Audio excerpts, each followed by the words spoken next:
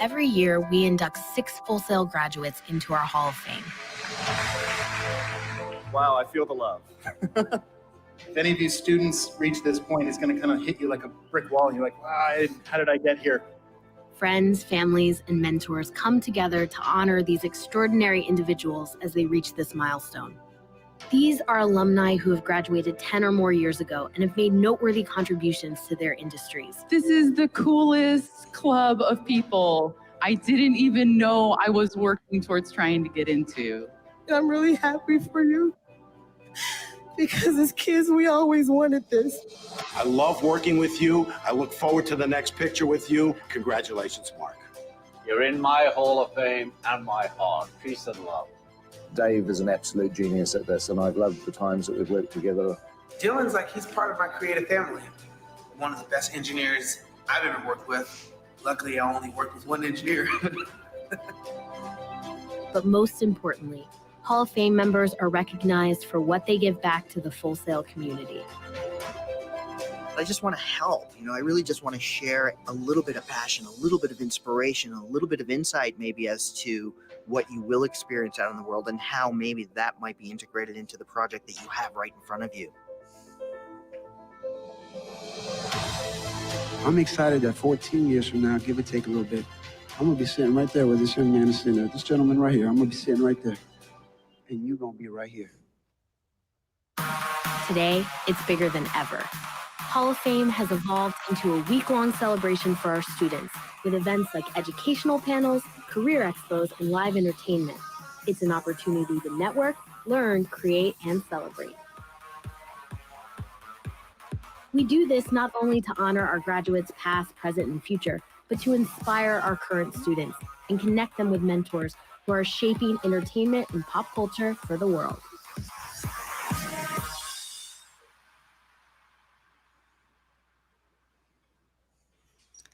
Aê, muito boa tarde, sejam bem-vindos, Kátia e Pedro.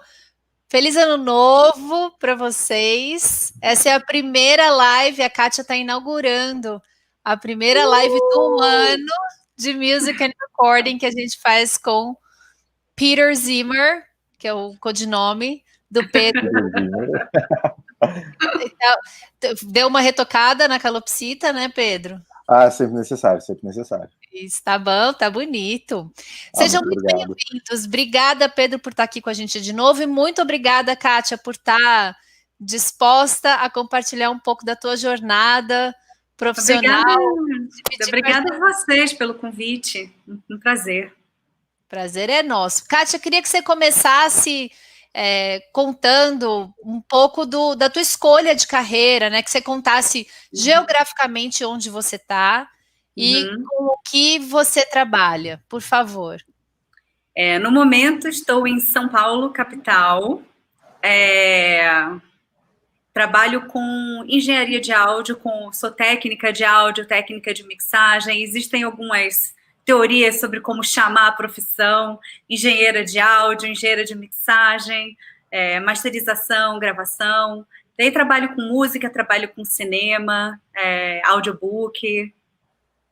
Que delícia, adoro audiobook. Deixa eu já embalar e fazer uma pergunta que eu sempre fico aqui para fazer, e agora que você tocou nesse assunto que existem essas nomenclaturas todas, né? O que diferencia para você quando a pessoa fala que é engenheiro de som e quando a pessoa fala que é técnico de som? Porque, teoricamente, você dizer que você é engenheiro, você teria que ser graduado em engenharia, né? Então, existe essa coisa, engenheiro de som seria um cara que realmente se formou em engenharia de áudio e trataria da parte eletrônica, né? Assim, ele constrói equipamento, conserta equipamento, né? Mas, assim, o Pedro é graduado, né? Eu sou graduada, então, eu não sei, lá eles falam audio engineer, né? Então, eu não sei, para mim tanto faz, para mim é a mesma coisa. E aqui no Brasil ainda, né? Para facilitar para as pessoas, eu falo que eu sou o cara que aperta os botãozinhos. E, geralmente, a galera entende depois que eu faço essa simplificação. Fica bem didático, né? Você desenha o botãozinho e fala, é aqui que eu clico. É esse que eu aperto. Uhum. Ô, Kátia, como é que veio, quando que veio essa vontade sua de trabalhar com áudio e com música? E como é que começou essa tua carreira? Desde pequena eu sempre fui apaixonada por música. Eu ficava pequenininha com a escova de cabelo cantando na sala, We Are the World. E aí queria ser cantora, então eu comecei cantando, depois eu fui aprender a tocar violão, guitarra, e com 16 anos montei minha primeira banda, e aí comecei a tocar, e aí fazer show, e a gente sabe como é difícil, né, essa carreira, você tem que ter muita insistência, tem que ter sorte, e aí o tempo estava passando, e eu dei um prazo para mim, assim, eu falei, se as coisas não se desenvolverem a partir daqui, eu vou pensar em outra profissão. E aí fiquei pensando, eu sempre gostei de trabalhar com áudio, sempre gostei de estar em estúdio, sempre fui curiosa com o equipamento, qual o microfone que eu ia usar, a gente no palco, sempre tentando tirar o melhor som, sempre levava o meu técnico de som, né? Então sempre fui apaixonada por isso, né? Por esse lado da música, né? Esse lado técnico. E também sempre tive uma grande intimidade com o computador, com coisas tecnológicas, e aí né, chegou aquela época que eu falei assim, poxa, eu tô ficando cansada de estrada, dessa, né, meio cansativo quem trabalha fazendo show na estrada, viajando com banda, sabe como é, né? E aí eu comecei a ficar cansada dessa rotina, quer dizer, da falta de rotina, queria estar em casa. Eu tinha montado um estúdiozinho para poder gravar minhas pré-produções e tudo mais em casa, gravar minha voz. E aí comecei a usar esse estúdio para gravar as bandas dos meus amigos. E aí comecei a gostar muito do negócio. E aí fui investir em equipamento, desde sempre investi em educação. Então eu tinha cursos de Pro Tools, tinha cursos de mixagem, Fábio Henriques, Florência Saravia, Peninha, toda a galera do Rio de Janeiro, assim, né? Eu fazia tudo quanto era curso de áudio que eu podia, mesmo antes de ter decidido mudar completamente de carreira, né? E aí comecei a gravar as bandas no estúdio, começaram a aparecer trabalhos de cinema, de voice-over, de ADR, e aí eu comecei a me apaixonar pelo negócio, eu fiquei ali, eu falei, não, agora eu tenho que levar isso mais a sério, e aí tem que dar o próximo passo, que foi me programar e me estruturar para poder viajar e estar fazendo a faculdade na época chamava Sound Arts, né, na Califórnia. O Cleman tá aqui mandando um alô, a Florência a gente entrevistou aqui também, é legal que esse mundo é grande, mas fica pequenininho, né? É verdade. A gente vai se encontrando. E, Kátia, como é que foi a tua família, assim, sua família é uma família que tá dentro desse mercado do áudio e da música, ou é uma família que falou, o quê? É a família do Pedro, né? Como assim, guri? Como é que foi, Kátia? Com a tua família, e depois o Pedro pode contar um pouquinho também porque são profissões que eu acho que a gente não espera, né? O nosso filho ou a nossa filha falar, quero ser engenheira de som, quero ser técnica de som, né? Acho que as famílias, muitas vezes, se não tiverem nesse métier, nem sabem exatamente o que um profissional faz dentro dessa área. Conta pra gente como é que foi para você. Minha família não tem nada a ver com música, absolutamente nada. Então, quando eu comecei a cantar e tocar, eles sempre me apoiaram, né? Eu me lembro meu pai indo nos meus shows, e aí ele ia no banheiro quando estava muito alto, ele pegava o papel higiênico, olhava, botava no ouvido. Aquele suporte familiar, né, que a gente tem. Aquela torcida, né? Mas não, eles assim, gostam muito de música, minha mãe gosta de cantar, né? Meu irmão toca violão, canta também. Mas nunca assim, ninguém da área, né? Ninguém trabalhando na área, né? Eles sempre me apoiaram, Eu comecei a fazer faculdade de outra coisa, fui fazer faculdade de marketing, cheguei a fazer faculdade de direito, antes de realmente... E aí, quando eu estava no último ano do marketing, eu decidi largar tudo e ir para a estrada, com as bandas, com trabalho com música, né? E por que isso e não ser música? Por que não ser a cantora ou não sei se você toca algum instrumento? Quando é que se faz essa escolha, né? Se você vai estar na frente ou atrás da produção? Boa pergunta, assim... Eu acho que é isso, que é essa questão de você poder estar num lugar seu, Então, eu estava trabalhando em estúdio, eu estava sempre no meu estúdio, né? Esse negócio de você ser música, você está sempre viajando, sempre tocando em palcos diferentes, cidades diferentes, não dorme direito, não come direito, né? E aí eu queria, né, dar essa parada, né?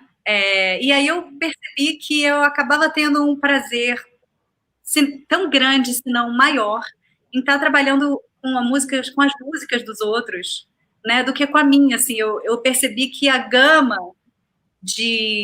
a variedade de estilos e de pessoas era muito maior, né? Então, hoje em dia, por exemplo, eu mixo uma música, ontem tocou uma música que eu mixei na Rádio Cidade, aí eu tô ouvindo, é uma emoção quase, se não maior, como eu disse, né? De estar ouvindo uma música minha tocar na rádio, né? Então, assim, o sucesso das pessoas com quem eu venho trabalhando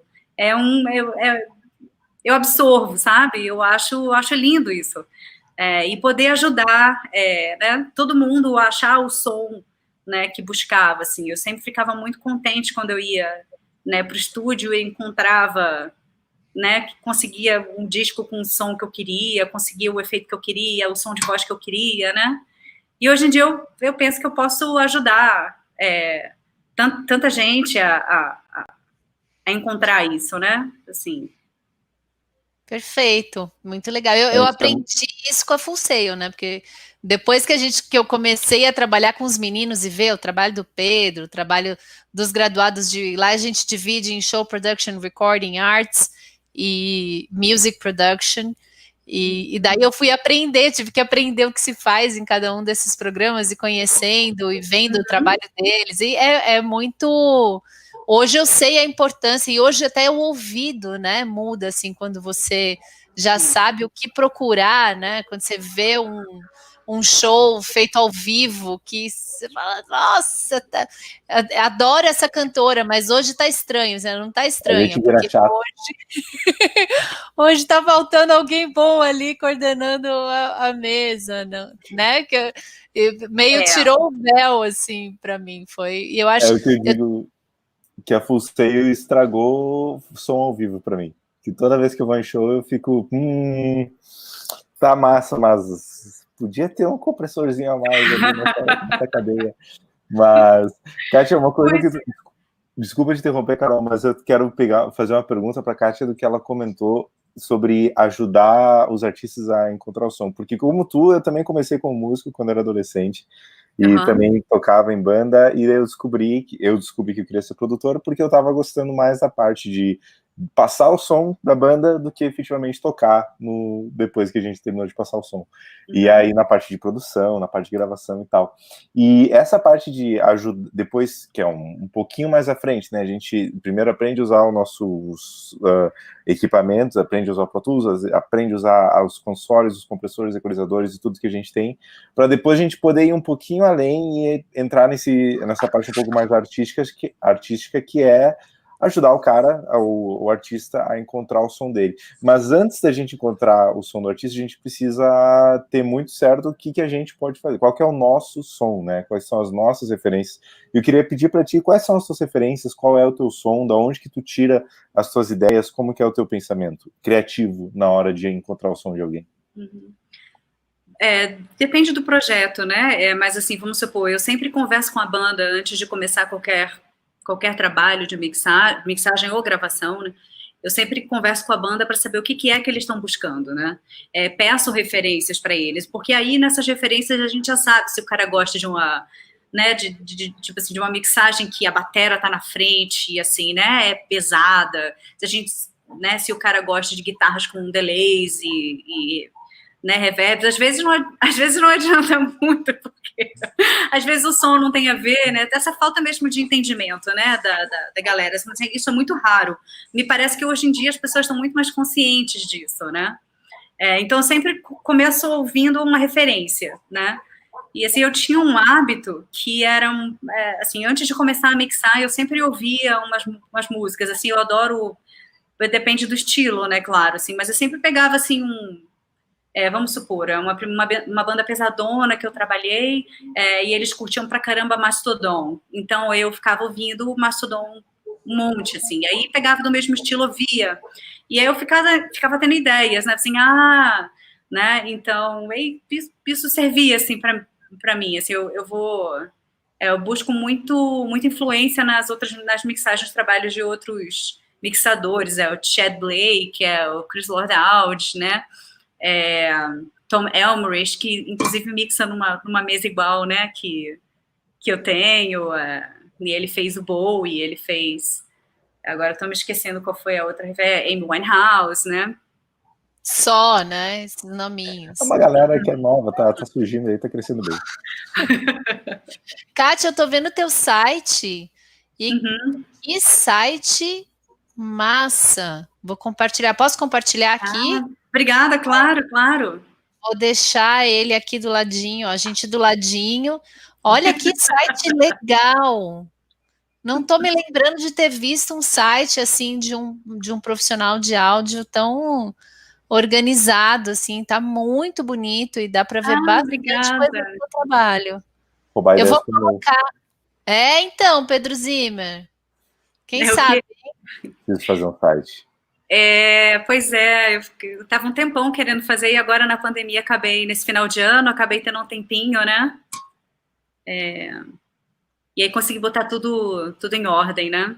E eu adoro, fui eu quem fiz, né? Como eu falei, esse meu lado tecnológico, eu adoro trabalhar com site. Teve uma época na minha vida que eu trabalhava fazendo site, então...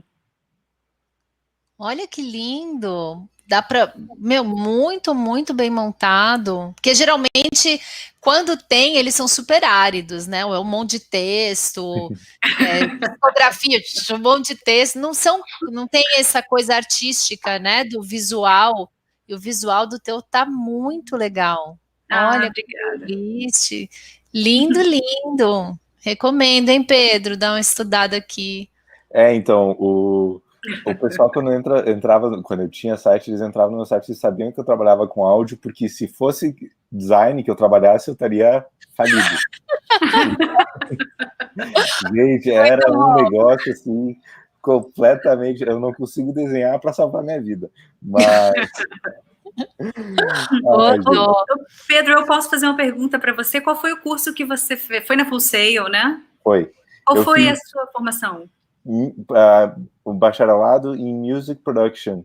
A gente o nome correto seria Tecnologias da Produção Musical, mas ele é mais focado na parte de composição e produção do que na parte de engenharia de áudio mesmo. A gente aprende a mixar, a gente aprende a gravar tudo, mas não é assim extremamente in-depth na parte de mixagem.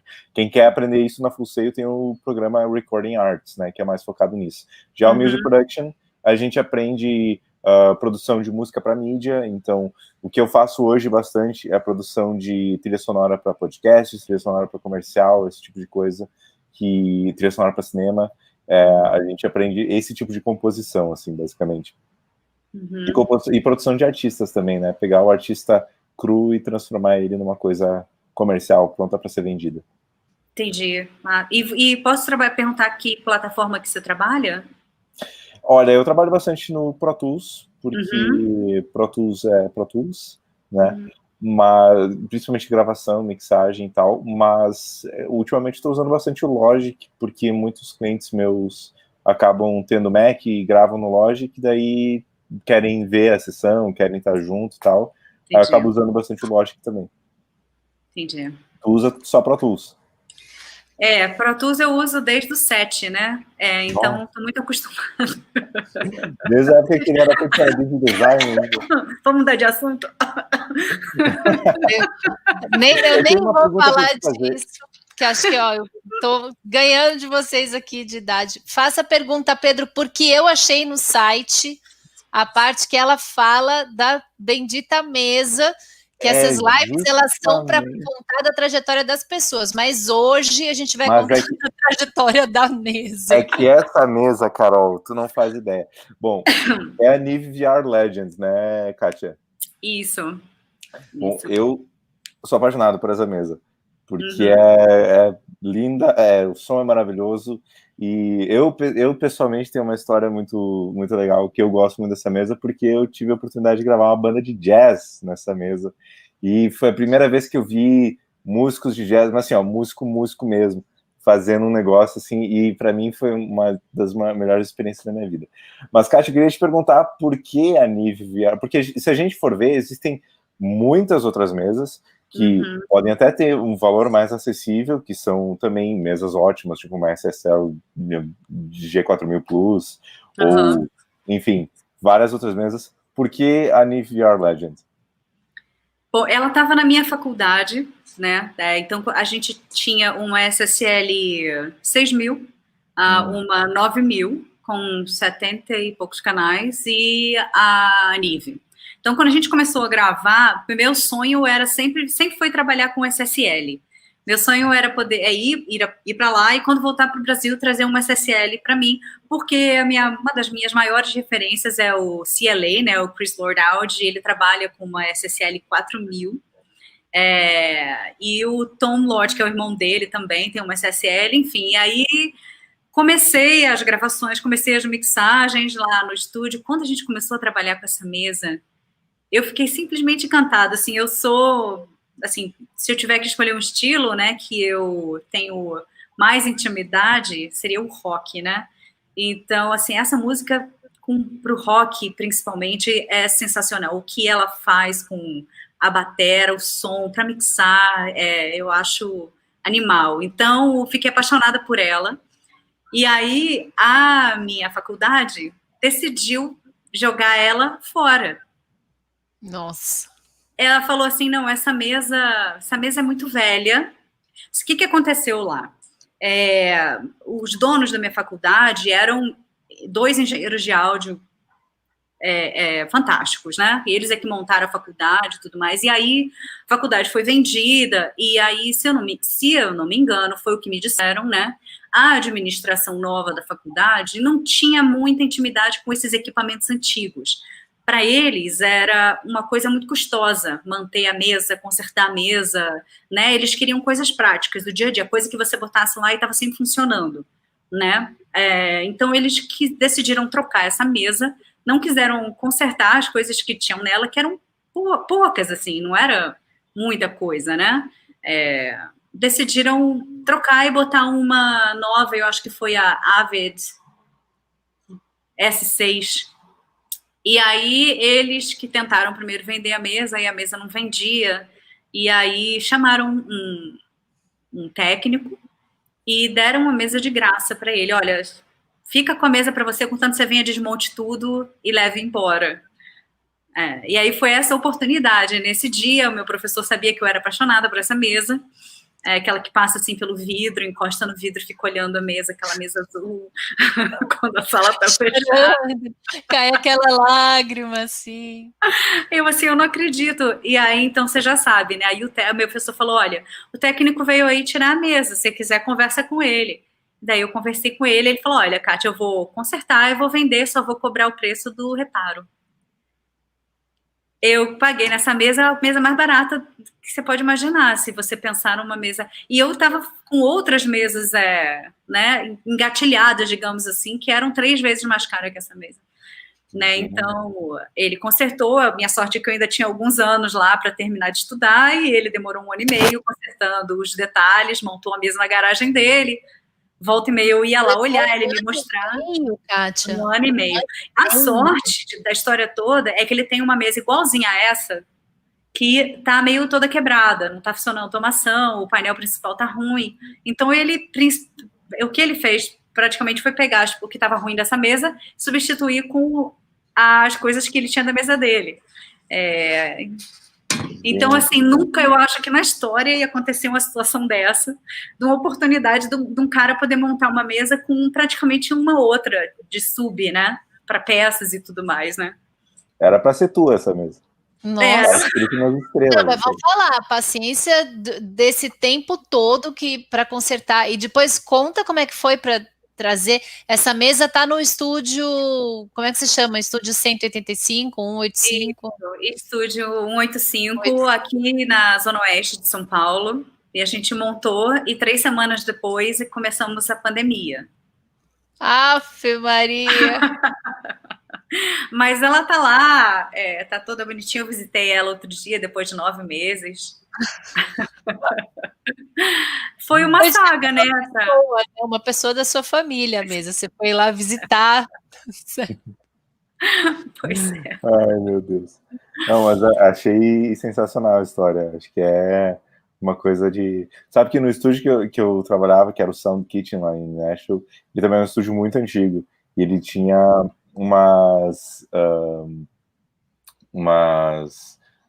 era 8-track, né, que gravava em fita, e eles também jogaram fora, só que eu não tinha como trazer o Brasil, e eles literalmente jogaram fora. E era... Eu não tô lembrando a marca, não era da Tascam, porque se fosse da Tascam ia ser muito absurdo jogar fora. Mas eu não pude trazer ela pro Brasil, mas que oportunidade legal ela. E então, ela tá aí desde... Tu já mixou alguma coisa nela ou ainda não conseguiu? Não, a gente tivemos 3 gravações nela, e aí fizemos um summing, e aí começou a pandemia, começamos a quarentena. Assim, o estúdio é do Beto Mendonça, o Beto tá lá, e ele tem feito uns summings na mesa. Ele tem feito pouquíssima coisa. Eu sei que, assim, ele ficou um tempão parado também, esperando a coisa, né? Todo mundo entendeu o que estava meio que acontecendo, como se cuidar, né? Aí ele foi se arrumando lá, botou ozônio na sala, aquele tapete higienizador, álcool gel para tudo quanto é canto, e começou a fazer pequenas coisas assim, de duo e tal, né? Mas ainda recebia uns trabalhos para mixar, e aí eu sei que ele fez uns summings na mesa. Eu não consegui ainda, né? Vou me programar para tal. E falando de pandemia, Kátia, como é que estava o teu trabalho? O que você mais fazia antes da pandemia e o que mudou com a pandemia? O que você mais está fazendo agora? Eu continuo fazendo a mesma coisa que eu fazia antes da pandemia. Não mudou para você? Não mudou muito. Quem é engenheiro de mixagem fica fechado em estúdio o tempo inteiro. Eu fico aqui sentado o dia inteiro, né? Então, a única coisa que teria mudado é que eu teria transferido todas as coisas lá para o estúdio e estaria provavelmente gravando muito mais, né? Eu vim um tempo sem gravar porque eu me formei e aí eu fui trabalhar num estúdio de masterização. Então, eu fiquei praticamente 1 ano sem gravar, trabalhando lá no estúdio de masterização, aprendendo como masterizar, e masterizar para vinil e cortar vinil, que era uma das especialidades. O George Rony, que era o engenheiro, ele foi engenheiro do Bill Putnam. Ele que construiu o estúdio Fantasy, que era o estúdio, o estúdio geral, né, de onde ele estava, ele tinha uma sala lá dentro. E ele quem também trabalhou com o Bill Putnam lá em São Francisco, no estúdio que ele tinha, né. Então, era um cara, assim, só que ele estava com 85 anos já, né. Já estava, assim, né, mais cansado, mais devagar, fazendo poucos projetos, né. Então, a gente fazia muitas coisas, ele ia lá e mostrava tudo, ensinava, organizava, deixava tudo pronto, e a gente fazia, ele tinha uma outra assistente também. Então, eu fiquei um tempo sem gravar, então eu tinha esse equipamento que você está vendo aqui, eu tinha lá em casa, na Califórnia, então eu estava mixando bandas em casa, que a gente trabalhava de segunda a quinta, né? Sexta-feira não podia muito trabalhar, porque a maior parte do trabalho era enviar vinil pelo correio. E aí, Califórnia é muito quente, né? Tem muito sol, e aí ele não gostava de enviar na sexta-feira, porque ficava sábado e domingo em um depósito, às vezes pegando muito sol, demorava para entregar para as pessoas. Então, sexta-feira, geralmente, quando não tinham trabalhos de masterização, a gente tinha folga. Então, sexta, sábado e domingo eu estava em casa, trabalhando, mixando, né? Então, assim, já tem muito tempo que eu tô só fazendo isso. Assim, o que tinha começado a mudar é quando eu vim para São Paulo, eu comecei a fazer umas gravações. Não sei se vocês souberam, o Spotify montou um projeto chamado Escuta as Meninas, montou um estúdio aqui também em São Paulo, na Vila Madalena. Vocês devem ter sabido porque a Florence, com quem vocês conversaram um tempo atrás, ela era a engenheira do projeto, né? E aí, só que Florence é muito ocupada e viajava, pegava estrada, fazia muitos shows, e às vezes quando ela não podia, eu ia lá. Então, comecei a gravar lá, E comecei durante 3 semanas antes da gente entrar na quarentena, eu fiquei gravando lá no 85 com a mesa e tudo mais, assim, mas geralmente é aqui que eu é aqui que eu me encontro. E você falou no comecinho de audiobook. Além de gravar e mixar música e tal, você faz ainda, você trabalha com audiobook, você trabalha com som que não seja especificamente música, dublagem e tal? Você faz esse tipo de trabalho também? Sim, eu cheguei a fazer, desde, né, antes de começar a pandemia, sempre antes, né? Eu vou ser meio repetitiva. Antes e depois de Cristo, antes da gente entrar nessa. Também, assim, Florência é uma grande amiga minha. E sim, quando eu cheguei em São Paulo, ela me ajudou, continua me ajudando. Ela faz isso com todo mundo. É uma pessoa extremamente carinhosa, assim, é uma mãe, né, para todo mundo. E ela me indicou para um estúdio, para um pessoal que eu já conhecia do Rio, o estúdio Alcateia, que grava muito audiobook. Então eu tive o prazer de gravar. O audiobook foi, e agora, tá vendo? Agora eu não vou lembrar. Mas é do... Tá, eu sou péssima quando eu tô ao vivo para lembrar qualquer nome. Qual foi o nome do... Quando a gente desligar, você vai lembrar tudo. Vou lembrar tudo. O rapaz que fez o Homem-Aranha. Ninguém vai lembrar. Meu Deus do céu, eu tô vendo ele na minha frente. Vai, Pedro, a esperança é você. Você está falando, Pedro? A gente não tá te ouvindo. Não tá dando para ouvir, e você não tá no mundo. Agora sim. Acho que esse fone aqui acho que já é Elvis. O Tom Holland? Não. Tobey Maguire? Não, ele não é ator. Ele escreveu. Ele criou. Então é o... Sei lá. Então, foi o último, acho que foi o último livro que ele escreveu. O criador mesmo do Homem-Aranha é o Stan Lee. Stan Lee. Rapaz, Kátia, rapaz. Rapaz, ele já... Eu tava aqui pensando, o rapaz, Stan Lee, tá certo. Acho que foi o último livro dele. Aquele mocinho. Isso. Eu quero fazer muito uma pergunta. Você falou que trabalhou com masterização de vinil. E vinil é uma coisa que está, né? Acho que foi ano passado, ano retrasado, que ultrapassou pela primeira vez em não sei quantos anos a venda de CDs, né? Que é um rolê que está voltando. As pessoas hoje compram vinil. Faz mais sentido comprar vinil do que comprar CD, né? Um rolê, claro que é um rolê diferente do que era antigamente. Era o único meio de escutar música. Hoje é um meio mais que acho que a maioria das pessoas que compram vinil nem escuta vinil, só tem porque acho que só tem o vinil, né? Não, eu coleciono vinil. Mas eu sei que masterizar para vinil é uma coisa absurdamente diferente de masterizar para o Spotify. Quais são as coisas na hora de... Existem coisas que na hora da mixagem a gente tem que se preocupar, na hora da produção a gente tem que se preocupar, na hora de lançar alguma coisa que vai ser lançada em vinil. Quais são os detalhes, algumas coisas interessantes na hora de lançar uma coisa em vinil que a gente tem que prestar atenção? Lá o George se preocupava muito com as sibilâncias. Ele dizia que coisas muito agudas com o transiente rápido tendiam a distorcer no vinil.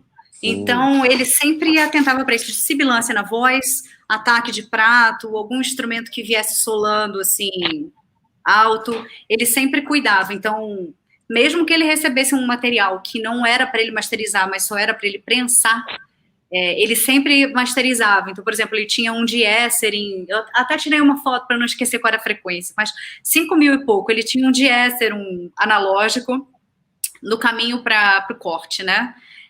Então, ele tinha também um limiter só de frequências agudas, né? Por exemplo, ele fazia um high pass e um low pass.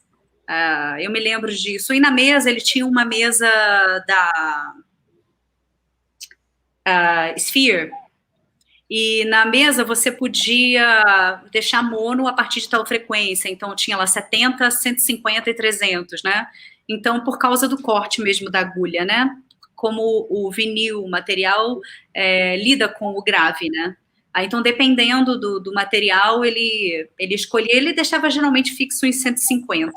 Então, tudo que era abaixo de 150 ia mono para o vinil, né?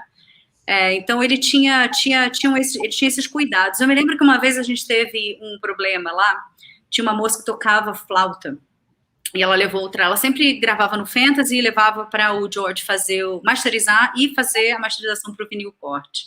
E eu me lembro que tinha umas frequências, assim, eram músicas bem paradas, assim, tinha umas frequências que... E aí, depois do corte, né, ela recebia o sample, né, da pressing plant, da planta que fazia a prensagem, e levava, às vezes, para o George ouvir. E ela reclamava que, de vez em quando, ouvia uns barulhos, né? E o George explicava que essas frequências que são muito repetitivas e que seguem, né, elas, às vezes, fazem a cabeça da agulha se mexer de uma outra forma, e também dá distorção, sabe? Eram esses cuidados maiores que ele tinha, né? Mais com a sibilância, as coisas que eram agudas de distorcer, né? E com o grave, né? De centralizar o grave. Eu acho isso muito interessante porque mostra exatamente a transformação da música do digital pro literalmente analógico, né? Com uma coisa física. Tipo, o áudio existe, não é só uma sequência de 1 e 0 no computador. Eu acho absurdamente fascinante como isso pode acontecer. Eu lembro que teve um caso no estúdio em que uma tomada que ela não tinha nenhum problema, ela estava recebendo um pouquinho mais de energia que ela deveria e estava oscilando nisso. Isso fazia com que o compressor, a válvula do compressor esquentasse ou não esquentasse tão rápido, e também dava para notar a diferença no som. Então, eu acho que o mundo analógico é maravilhoso por causa disso. Eu acho que a gente consegue ver como o mundo físico consegue mudar o som, é muito louco. Né?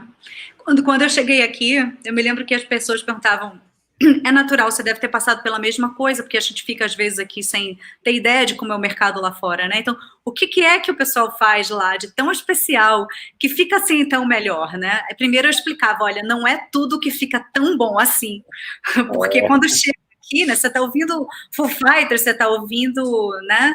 Você vai ouvir hoje em dia o disco da Anitta, vai dizer que não é bom. Tá fantástica a mixagem dela, sonsaço, né? Vai ouvir um disco sei lá, de Pato Fu, vai dizer que, né, dos últimos, vai dizer que não é. Assim, aí as pessoas perguntavam, né, pra mim, e aí o que é? Eu falei assim, você não vai gostar da minha resposta. Aí, por quê? Eu falei assim, bom, primeiro que eu vou te dizer que é a parte elétrica, né? Como é que é essa energia elétrica em casa? É impressionante isso. E não são coisas muito fáceis, assim, né, de arrumar, digamos. Você pode até comprar, né, um regulador, né, mas... Eu descobri que a maioria das casas aqui no Brasil não são muito bem aterradas, porque eu uso Mac, né? E aí o Mac é de metal. Aí se eu tô de pé no chão e encosto o Mac, eu tomo choque. Isso porque as casas não são bem aterradas. Isso, assim, eu moro num prédio novo, um prédio que, sei lá, tem 5 anos de que foi aberto aqui em São Paulo, um prédio bonito, prédio novo e tal, e as tomadas não são bem aterradas aqui. Quando eu tô de pé no chão, eu tomo choque. Nunca tomei. Kátia, vocês estavam falando aí da diferença, você falou um pouquinho, que é uma das coisas que eu ia te perguntar, da diferença de Estados Unidos e Brasil, né? Você falou da diferença, ou dessa percepção da diferença da qualidade do trabalho que é entregue, mas eu queria te perguntar da diferença de trabalhar lá, ou da postura profissional lá, do que você viu e conheceu, e do que você vê e conhece aqui no Brasil. Como é que você compara? Você acha que as coisas são o que tem de diferente ou é igual? Qual que é a tua visão? Esse foi o meu, assim, eu sempre cresci tendo a oportunidade de viajar para lá, né? Sempre gostei muito dos Estados Unidos. Achei que conhecesse muito bem a cultura americana, até começar a trabalhar lá. Aí você começa a entender por que os Estados Unidos é Estados Unidos, né? É aí que está a maior diferença para mim, eu acho, né? Assim, primeiro que eles não tratam o trabalho com pesar, né? A gente aqui, né? Trabalho, é um trabalho, né? E tipo assim, lá o trabalho é o maior orgulho deles, né? Tanto que a primeira coisa que eles perguntam, vocês estão bem acostumados, né, com a cultura de lá, a primeira coisa que eles perguntam é what's your business, né? O que você trabalha? O que você faz da sua vida, né? E é uma vergonha você não trabalhar. né? É uma vergonha você não trabalhar. Então, assim, essa relação de trabalho para eles é orgulho, eles trabalham com orgulho. E eles fazem os trabalhos muito bem. Então, não existe essa coisa, bom, eu sou do Rio de Janeiro, tipo, eu ia, às vezes, chegava com uma nota de 20 para comprar uma água na farmácia, né? A água, na época, sei lá, era R$2, e a pessoa só faltava me bater, né? Tipo assim, por quê? Você acha que eu sou banco? Né? Tipo, então, assim, né? É um respeito muito grande com o horário, né? E existe uma hierarquia muito grande lá. Assim, não existe... Você não começa nada, pelo menos pela minha experiência, você não começa nada do topo. Não importa quanto dinheiro você tenha, não importa se é teu, assim, né? Você sempre começa por baixo, né? Você vai ganhando o respeito das pessoas, né?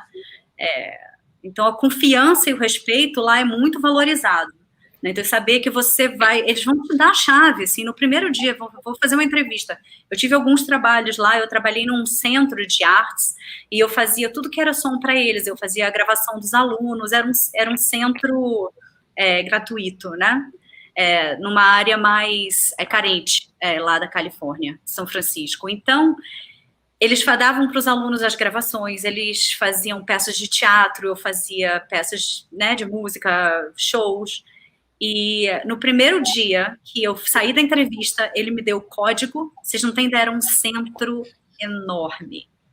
Então, assim, ele me deu o código de segurança e me deu a chave. E eu fiquei... É lógico que uma das diretoras era minha professora na escola, mas ela não poderia dizer que eu me conhecia. Então, essa coisa da confiança, essa coisa do amor pelo trabalho, eles trabalham... Eu não sei se eu estou falando demais, mas assim, por exemplo, eu comprei um equipamento pelo eBay, o equipamento usado, e eu comprei direto da empresa, numa empresa grande. Eu comprei porque eles usaram numa demonstração em uma feira de áudio, e botaram mais barato, e eu comprei. No domingo de manhã, o dono da empresa me ligou. Falou, Kátia, você comprou o meu DI? Aí eu falei, sim, Aí eu sou fulano. Aí eu entrei na internet, era o dono da empresa. Ele falou, eu queria te dar umas dicas de como você usar para não ter problema. Gente, eu tô falando de domingo, 8h30 da manhã. Ele ligou pro meu celular. E aí eu tenho até hoje, assim, no manual, em algum lugar, um papel que eu peguei, alguma coisa, anotei tudo que ele me passou. Ah, não, eu quero ter segurança de que você vai gostar do que você está comprando. Olha, então, isso foi uma lição realmente...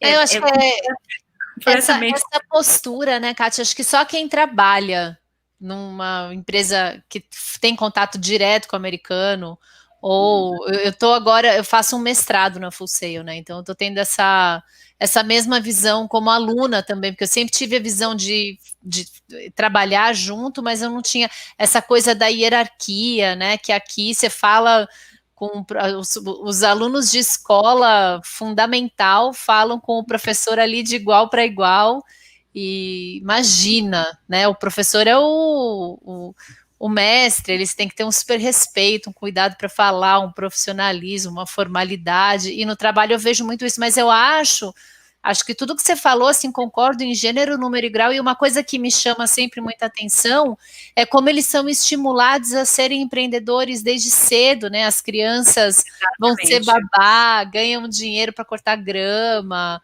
para levar o cachorro para passear, e eu acho que isso vai te dando essa sensação de que a sua vida é responsabilidade sua, né? Que aqui um pouco a gente, né, o dono da empresa, o patrão, o chefe, que é responsável por prover e trazer serviço, e lá não, né? Cada indivíduo é o seu empreendimento, quer ele tenha um negócio ou ele seja um funcionário. Eu vejo muito isso, né? Na postura, acho que super bem colocado que você trouxe essa visão.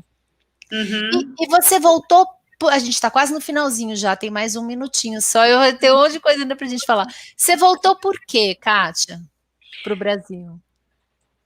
Eu sempre lembro que eu cheguei nos Estados Unidos do Obama e saí nos Estados Unidos do Trump. E voltou para o Brasil? Só de passagem. Se eu soubesse, meu Deus, se eu soubesse.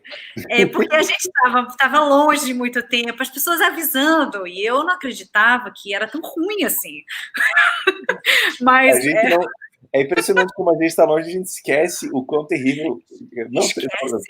Esquece com as coisas ruins que tem aqui, né? A gente só lembra das coisas boas, lembra das padarias de São Paulo, lembra dos de queijo, água de coco, banana prata, né? Banana assim. prata.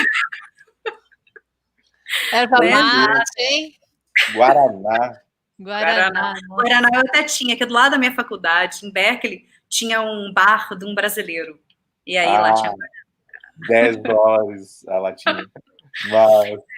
Não, eu voltei porque, primeiro, que meu visto estava acabando, né? Você se forma, você tem 1 ano de visto de trabalho.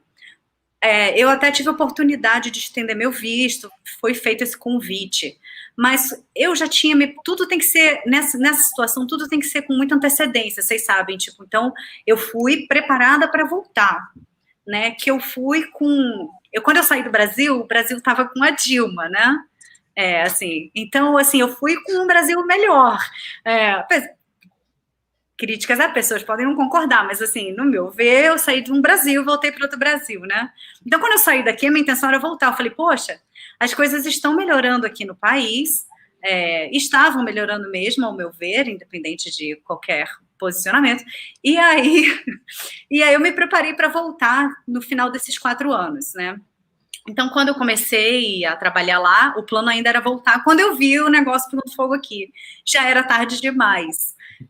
Então, assim, para eu estender e pedir autorização de visto e pegar um H1B, eu estava no início do ano, estava vencendo meu visto, ia demorar até o fim do ano, acho que é setembro, né, que sai. Eu ia ter que ficar esse tempo todo sem trabalhar lá, não tinha como, a Califórnia é um lugar muito caro. E aí eu conversei com uma advogada, né, e ela falou, olha, por que você não volta?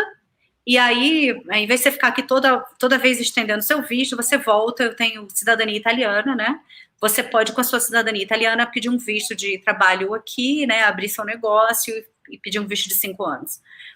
Agora tudo me tem em cima, então foi decidido voltar. Eu decidi realmente voltar. Eu falei, eu tô com saudade do Brasil.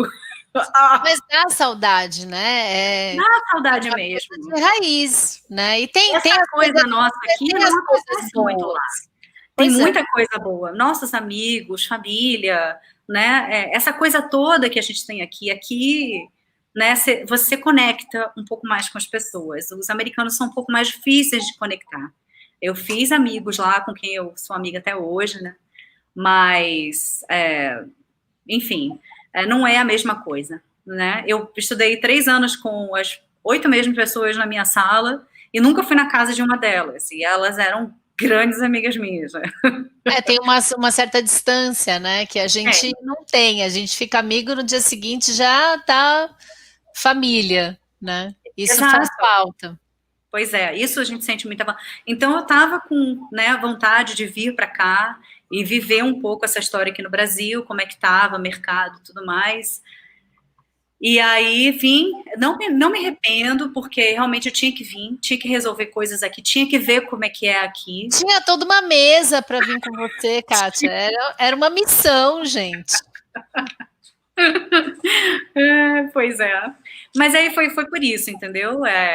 Aí estava acabando, uma chatice, essa coisa, assim, quem não passa por isso, Pedro, vocês devem saber, essa coisa de ficar toda hora renovando visto, você ser estrangeiro, não é só... Não é só alegria, né? Não é só alegria. E gravar Ariana Grande ser milionário. Oi? Não é só chegar lá, gravar Ariana Grande ser milionário, demora um pouquinho para... As coisas são um pouquinho... Lá as coisas funcionam, mas tem um processo, né? Exato. Tem que ser muito insistente, eu sempre falo, tem que querer muito, tem que estar disposto a abrir mão de muita coisa, né? Uhum.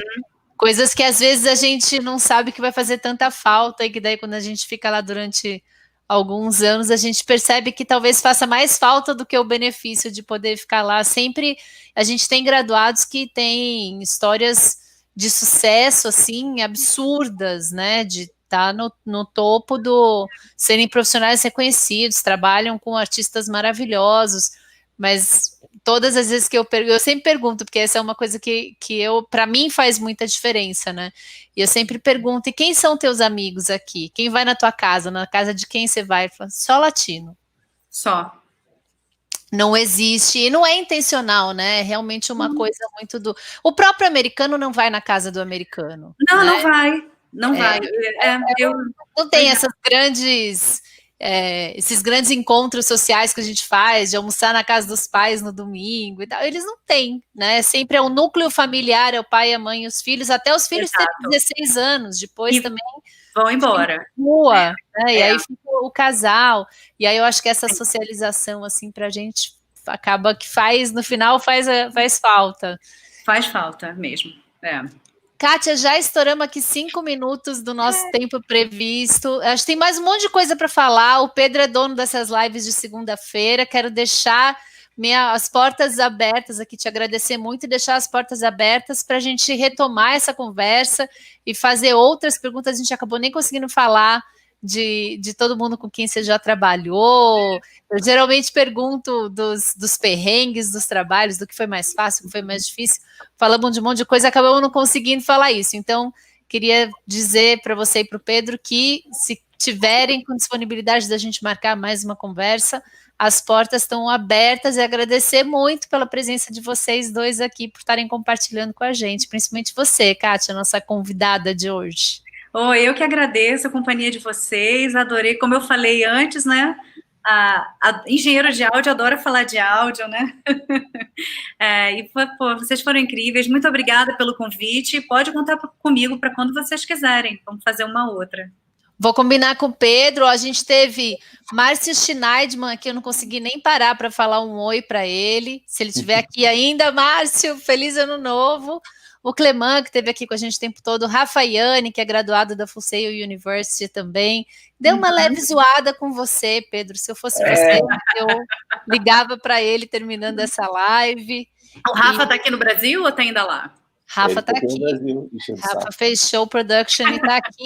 Um dos hobbies dele é quase um trabalho, é entrar nas lives do Pedro, que a gente está reinaugurando agora, e fazer um bullying. Entendi. Eu vou aproveitar e mandar um beijo para Karina Renault aqui, amiga minha, pessoa maravilhosa. Beijo, Karina. Legal, Karina, obrigada por ter participado aqui com a gente, por ter ficado durante essa entrevista. Obrigada, Kátia, obrigada, Pedro. A gente vai ver outra data, então, para a gente poder continuar esse papo. E nos falamos de novo. Olha o Rafa falando que é bom de fazer. Tô vendo aqui. Valeu, Rafa, eu quero ver o seu site. Aí, Rafa, mostra seu site. O Rafa, já chamei para dar entrevista, tem vergonha, não quer. Márcio! Márcio Batera, incrível. Márcio Saraiva tá aqui, que legal. Ó, Kátia Requinte e Sofisticação. Dá para botar já no seu site, Kátia Requinte e Sofisticação, uma foto do Márcio Saraiva lá testando. Aproveita. Seu Saraiva de verdade. Olha o Rafael Iane com um site. Olha que chique. Peraí. Sou stalker de site, adoro ver os sites. Também muito bem, vou pensar. Rafa, fica de novo aqui no ar, hein, o convite para você ser entrevistado pelo Pedro. Olha que live legal que daria essa. Vai ser só bullying a live inteira. A live de como fazer bullying, mas tá feito o convite. Kátia, obrigada. Pedro, muito obrigada. Um beijão para vocês. Que agora venha com essa vacina aí, que a gente tenha um respiro desse Covid e que os trabalhos retornem e fiquem cada vez mais prósperos. Um beijo enorme para vocês, sucesso, a gente se fala, valeu para todo mundo que esteve aqui com a gente. Beijão, gente. Beijão grande. Tchau.